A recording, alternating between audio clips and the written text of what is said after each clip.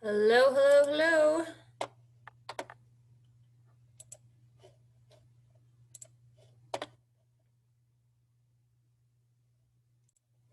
All right, guys, welcome back. In our lecture today, we will be talking about the presidency of John Adams, our second president. Before we get into Adams' 4 years as president, he's what we call a one-term wonder because he only gets elected once. We need to talk about the election of 1796 that propelled him to the White House. There wasn't a White House yet.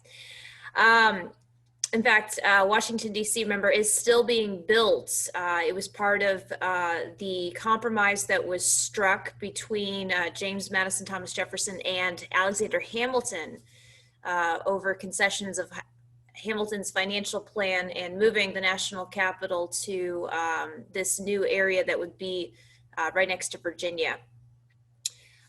So John Adams in 1796, remember, he is the vice president of Washington. He's from Massachusetts. Remember that John Adams had been right there at the beginning of the American Revolution. He was the lawyer that defended those British soldiers that were involved in the Boston Massacre. And he defended them very righteously, basically making justice and fairness more important than patriotic zeal and retribution. So he is very extremely fair-minded, almost to a fault. He is an extremely righteous man. I don't know if you could fault him for that, but it certainly became annoying for others. And he has, like Alexander Hamilton, have a very difficult personality to get along with, although he could be charming at times. Physically, he was noted for being a little bit pudgy, a little fat, and he had the nickname from his detractors. Those are like the people that did not get along well with him. They called him his rotundancy because he was kind of a little portly. But John Adams is a family man. He is from that Puritan stock up in New England. He was born in Braintree, Massachusetts, and his wife, Abigail, is probably one of the most important women of this revolutionary time period. They had what we consider today a much more like modern marriage in the sense that they were not equal under the law because the laws at the time did not acknowledge a woman's rights. But they were more equal in the sense of a lot of marriages at the time because Abigail would advise her husband. He listened to her. She was probably his closest confidant. And Abigail Adams, our second first lady of the United States, she was definitely a force to be reckoned with. She was a hostess. She was a politician in her own right. She was very astute on the happenings and Enlightenment theory. And she was a big believer in women's rights and constantly, she saw that she was being ignored or there was something that she wanted the attention, she called it out to her husband. All right, so in 1796, this is the first real election that we've had because remember, George Washington didn't have much competition in 1788 or in 1792. He was pretty unanimously elected in both of those elections. Well, now he's stepped down, he's given his farewell address. In 1796, John Adams is one of the favorites of the Federalists. Now, Adams technically did not officially align himself with a political party. He tried to take after George Washington as much as possible, in the sense that he wanted no part of party factionalism.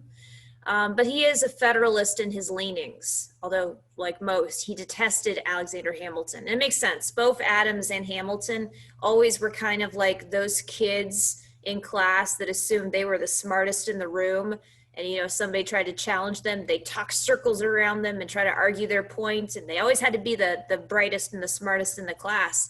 That was Adams and Hamilton. So, they had very difficult personalities. It makes sense that they clash, but they're both Federalists. They get on each other's nerves. Adams' main Democratic Republican rival, of course, is the former Secretary of State, Thomas Jefferson.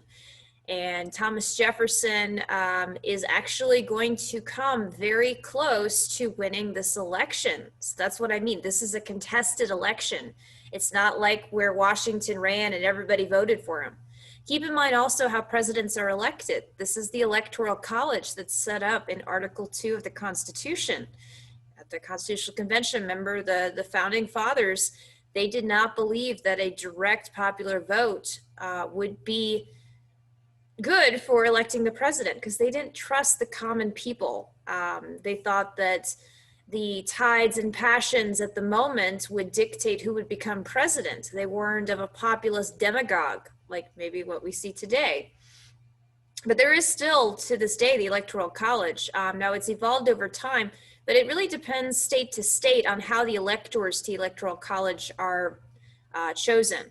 And at this time in 1796 in the United States, electors from most of the states are chosen. Some were chosen district by district, so the people of each congressional district would vote, and then that district elector would be, chosen by the people. So that's pretty democratic. You have the beginning of the statewide elector selection, which is what we call like the winner take all system. And that's really messed up. I think I've talked about that before, but that's how most states currently do it. Where like, if over half of the people of a state like Texas vote for one candidate, that candidate gets all the votes. They'll start doing that for many more states beginning in the next election in 1800.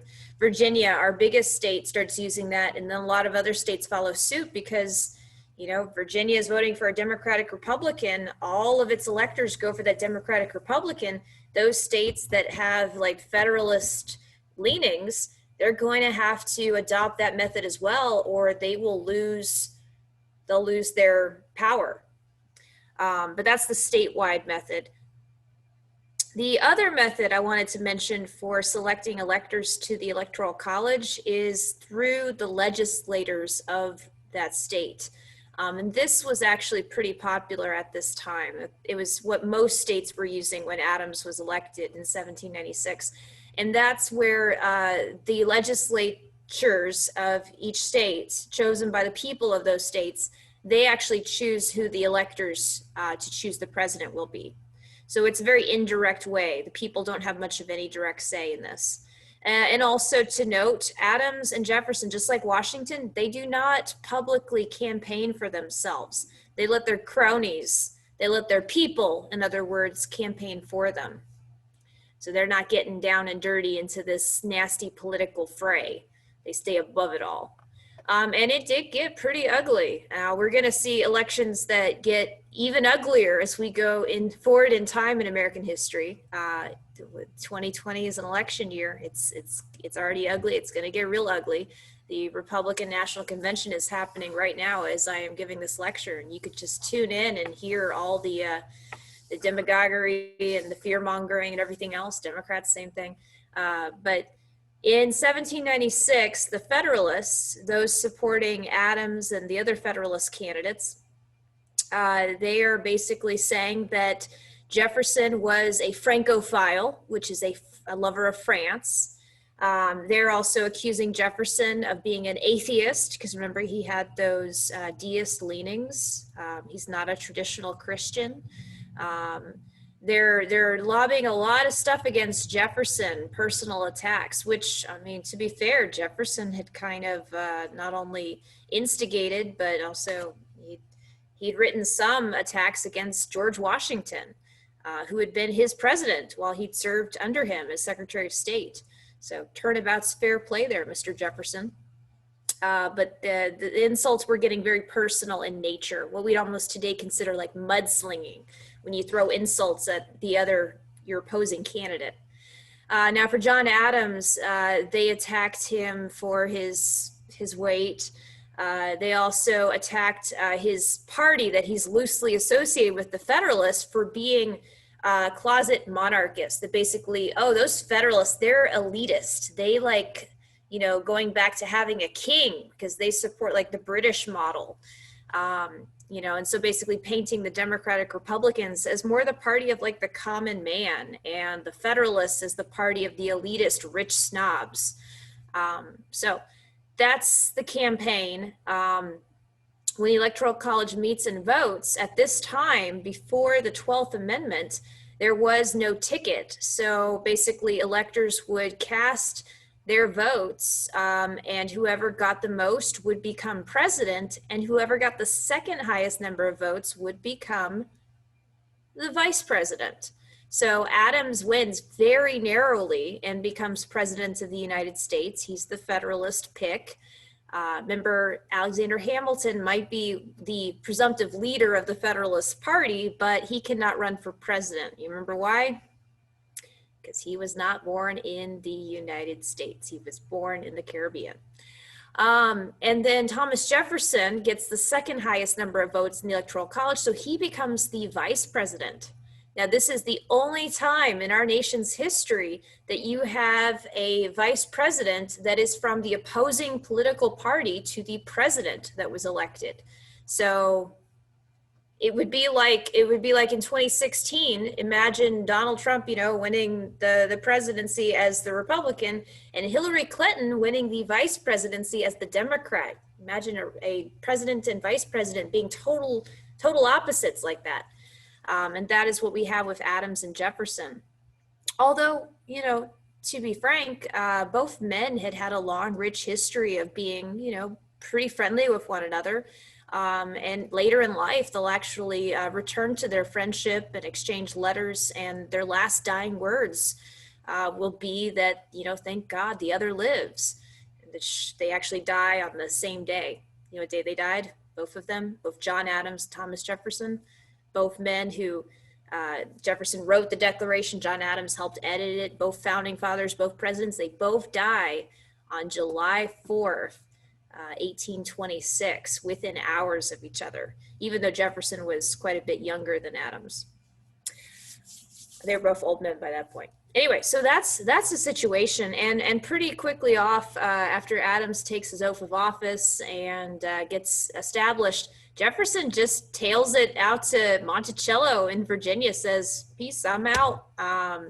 He wants to have nothing to do really with Adams' presidency, which is a shame because Adams, having, been vice president for 8 years under Washington, he was ready to extend an olive branch to Jefferson and say, hey, Washington didn't really include me in his cabinet meetings.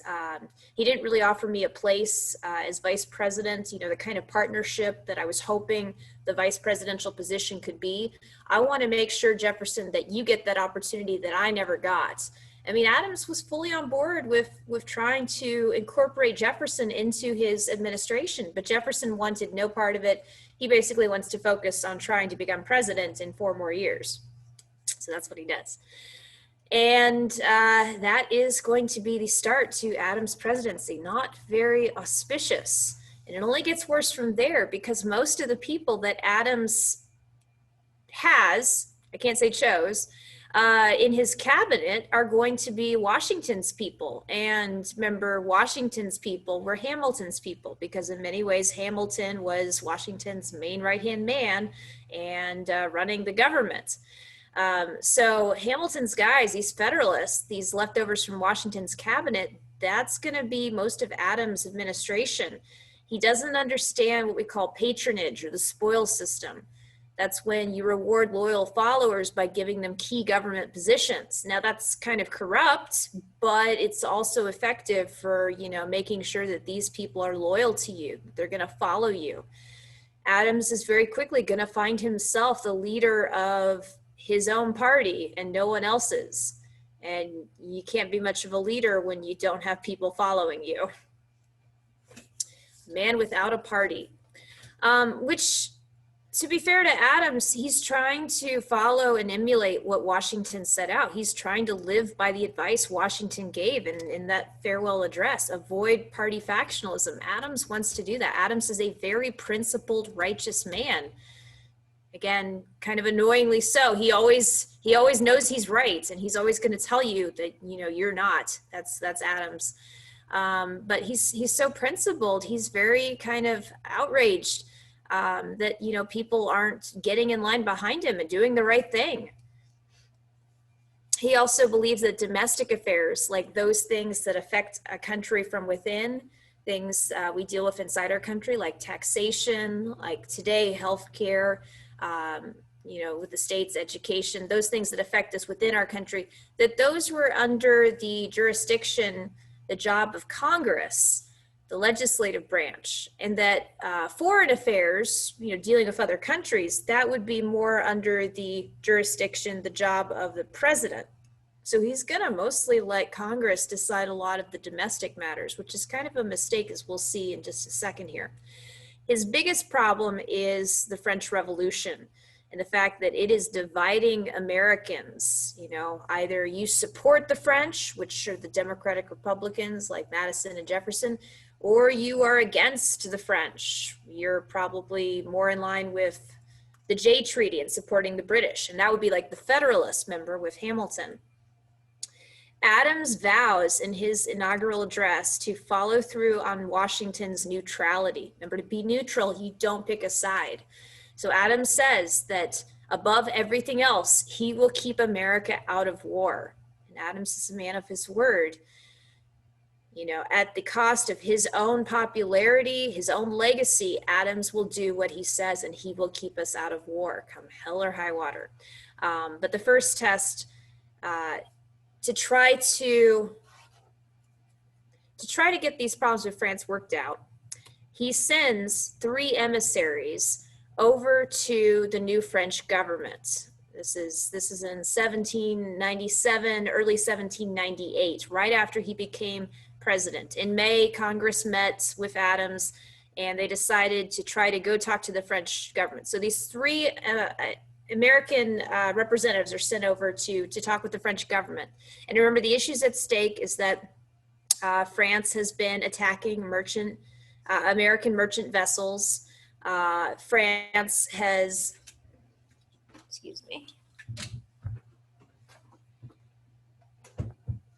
France has been kind of belligerent in demanding America's support. You had the Citizen Genet affair.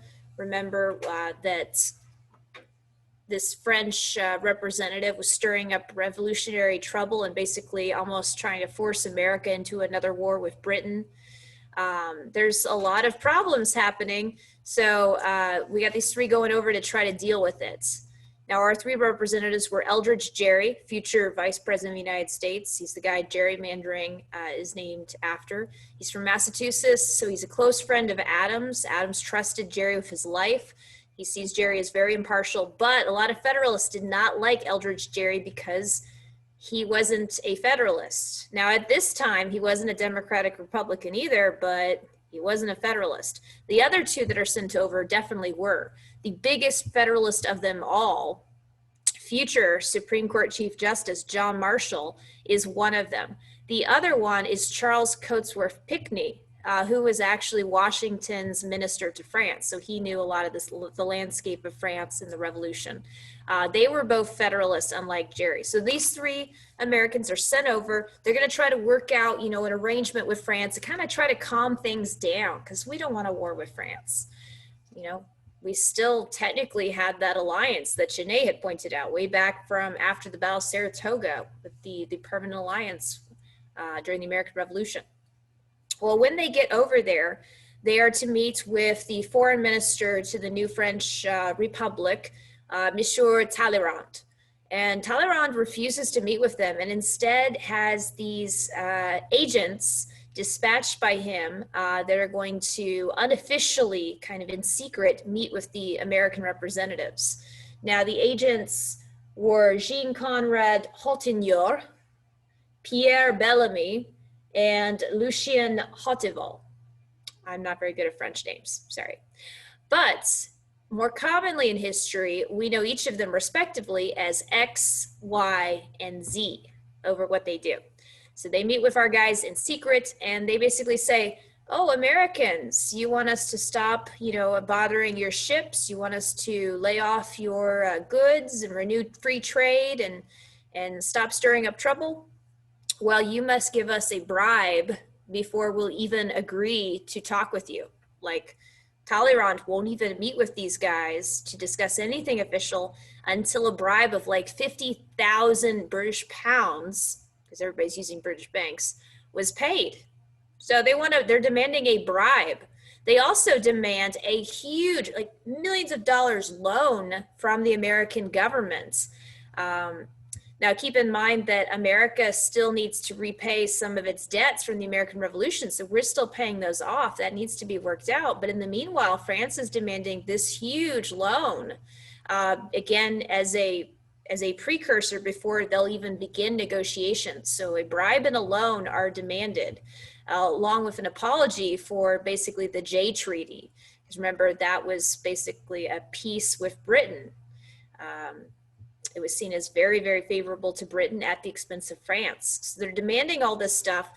The three representatives that Adams had sent over, they say, no way. In fact, Pinckney actually says, no, sir, not even a sixpence. Like, I'm not going to pay you anything. They are very affronted that France would even, demand a bribe for them to speak. It's an affront to American sovereignty. So this is why this incident is called the XYZ affair, because these three French officials, in the letter that our guys send back, their names are redacted. So they just become known as X, Y, and Z. Adams sends out this letter demanding the bribe and the loan to Congress with these redactions. And the Federalists, they're upset. Adams' letter did not include the bribe. It just basically said that these officials would not grant to our representatives an audience. He left out the bribe and the loan because he didn't want to stir up trouble. Remember, Adams is trying to avoid a war, but the Federalists are upset, and the Democratic Republicans in Congress, they're very upset. They think that Adams is, purposely withholding information that could, help them help the French. So finally, Adams is ordered to release the full letter, and it shows that France was being extremely belligerent and demanding this unreasonable stuff like this bribe before they would even meet with us. And it super embarrasses the Democratic Republicans. Like, here they are defending France, and France is being really uppity and really unreasonable.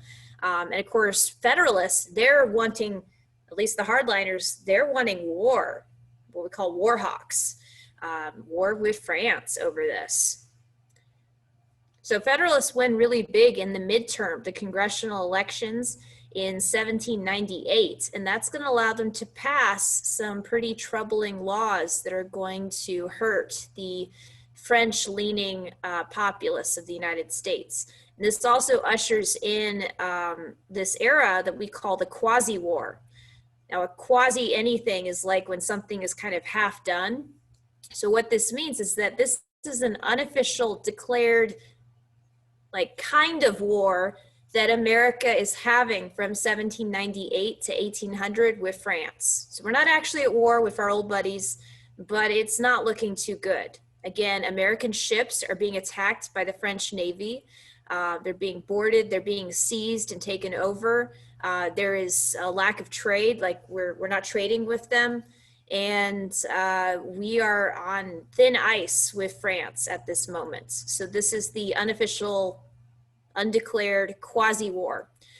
Federalists wanted Adams to go to war, but Adams refuses. He refuses to go to Congress and request a declaration. Again, he's keeping to his word, trying to keep us out of war.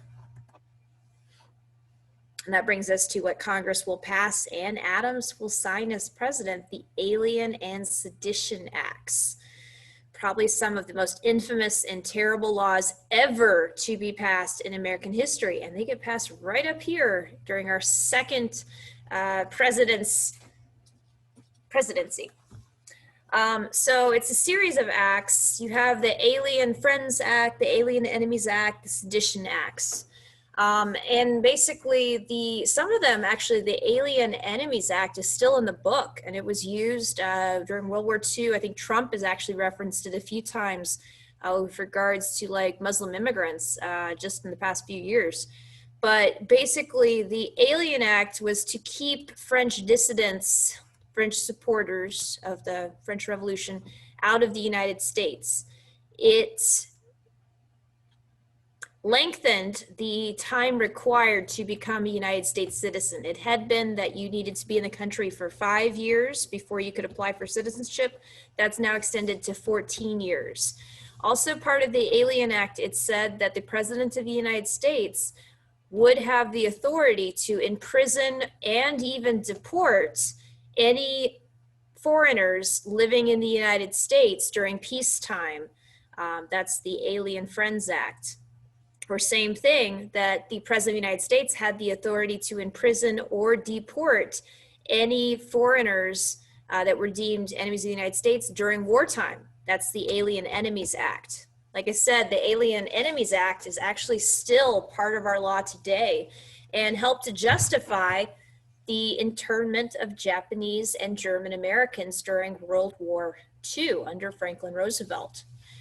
But as far as like actually being used here in 1798, 1799, 1800, there were very few, if any, cases of President Adams. I don't think he used the Alien Act at all. It was just in the books. Now, there's also the idea that American citizens could be arrested or deported from the United States. Again, that did not actually happen. Now, the one that will actually see some Americans being arrested and imprisoned was the Sedition Acts. Sedition is like treason, okay? You do something treasonous, you speak out or rebel against your country. And under this law, it was made a criminal act to criticize our government, to criticize President Adams, to criticize the Federalist Congress. Both the House of Representatives and the Senate was controlled by the Federalists. So if you spoke out against them in any way, you could be charged and imprisoned. And one of the people famously imprisoned under the Sedition Act for this was a guy named James Callender. He owned a newspaper. It was very Democratic, Republican leaning. James Callender was often in collaboration, publishing the things that Thomas Jefferson wanted him to post. And he is arrested under the Sedition Act, as is several other prominent Democratic Republicans. So what happens is that the country becomes even more divided along these political lines. Democratic Republicans, they see the Alien and Sedition Acts as basically going against the Constitution and going against specifically the Bill of Rights and the First Amendment. Because remember, the First Amendment grants those 5 freedoms: the freedom of speech, which is being violated by the Sedition Act, and the right to petition for grievances, the right to protest when you feel like you are being wronged. If you think that something is unfair or there's an injustice, you should be allowed under our First Amendment to speak out against it. Yet the Sedition Act criminalized that very right that we are supposed to enjoy. So Thomas Jefferson and James Madison, they were incensed. They were livid. I mean, upset doesn't begin to cover it this time. Like, this has gone too far. They are very, very beyond the pale about the Alien and Sedition Acts. So what they do is in Kentucky, Thomas Jefferson, and in Virginia with James Madison, they are going to draft up the Kentucky and Virginia resolutions, which are these letters basically that they'll send out and have published all across the country denouncing the Alien Sedition Acts and basically calling for action. And what Jefferson calls for in the Kentucky resolutions is going to be pretty important. He calls for this idea called nullification. Basically, it says that if the federal government passes a law that takes away the natural rights of the people, the states have a right to not follow that law, to basically ignore it or get rid of that law, to nullify it. Now that sets up a very dangerous idea and precedent that can lead to secession when a state breaks away from the country, like we'll see in the Civil War. And in fact, we'll see just a few decades later, the nullification crisis develop that Andrew Jackson will have to put down with South Carolina. And South Carolina, in that incident later on, is going to use the Kentucky resolutions for the basis of what it was doing in trying to secede, trying to break away from the country. So you can see, like, the country is very split over this, and this is pretty bad. Most historians would say the Alien Sedition Acts, they're pretty bad what Adams was doing here. One other thing to keep in mind is that we'll see this repeated. One thing I want you to see throughout this course is that things that happened back in time in American history, you know, if we're careful, like I love you guys, your discussion post from our very first, I guess our second day of discussions. I asked, you know, why do we study history? And your answers were awesome. Most of you came across the point that we study the past to better prepare ourselves for the future. And those who cannot remember the past are condemned to repeat it, like the Spanish philosopher said, George Centinela. So that is very true here. The Alien Sedition Act is incredibly unpopular. They spelled the demise for John Adams' presidency. They led to the incarceration, the arrest of many Americans just for speaking out against their government. They will be repeated after World War I. And during World War I, we see the espionage and sedition acts. We'll see what happens then. And we see some of these issues like with the Alien Enemies Act reemerge in World War II and today with immigration and with the war on terror. So this brings us to, let me move my face there so you could see his rotundancy. This brings us to the election of 1800. And Adams is very unpopular because of what is happening. Now, at the convention of 1800, they don't want to call it a treaty because of all of the promises that had been broken so far with the Treaty of Paris. But in the convention of 1800, which is basically like a treaty, Adams is going to send some representatives, and he's finally going to get a peace with France. They agree to formally dissolve the permanent alliance from 1777, so that was a bad idea. We're not going to do a permanent thing, but they agree to a peace. We're not going to be attacking each other's ships. We're going to leave each other's navies alone. We're going to reconvene with our free trade and basically get our governments and our diplomatic relations back to normal. So Adams does avoid war. He keeps his word. He keeps his promise. He kept us out of war, but at the cost of becoming a man alone, a man without a party. He lost his support because he continued to pursue peace. He lost the support of Alexander Hamilton and the other Federalists. And of course, because he signed into law the Alien and Sedition Acts, and he also, during the course of the Quasi-War, we have to create our own Navy, and we have to up our military, which Alexander Hamilton was like really trying to become the general of this new American army. Because of all this militarization, you know, Adams loses the support of any Democratic Republicans. So again, he's a man alone. And he is going to lose the election of 1800, never wins re-election, only served 4 years. Adams, yeah, Hamilton wrote a 54-page memo attacking Adams for the Convention of 1800 for getting that peace with France. In 1799, Washington suddenly dies. It happened just within 2 days. Washington was on his horse, surveying his estate there at Mount Vernon, and this is December. I believe it was like December 13th, 1799. Very cold. He gets snowed on, and his clothes are all wet when he gets back into the manor house with Martha Washington there, and he starts to have a sore throat the next morning. You know, the early symptoms of a cold. It gets much worse by the next day. And then they call in doctors, and it's really the reaction of the doctors that led to Washington dying so quickly, because they, you know, medicine in the late 1700s is a hot mess. It's very, very troubling. They used and relied on like leeching, and that's what they did to Washington. They put those leeches that suck your blood out all over him, and they even like they cut and you know, areas of his arms and legs and neck and other places to drain him further of blood, because the idea back then with the very limited / no medical science that they had was that if you can drain off the bad blood, then the person would recover. They'd get that bad stuff siphoned off.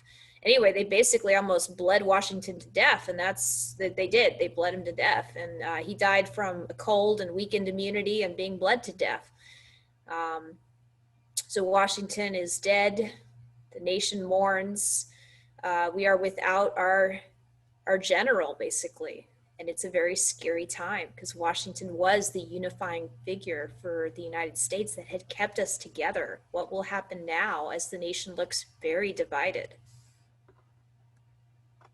Okay, and that's a good place to stop because the election of 1800 is a very important one. So I will leave you with that and we will talk about it next time. Thank you guys so much. Bye.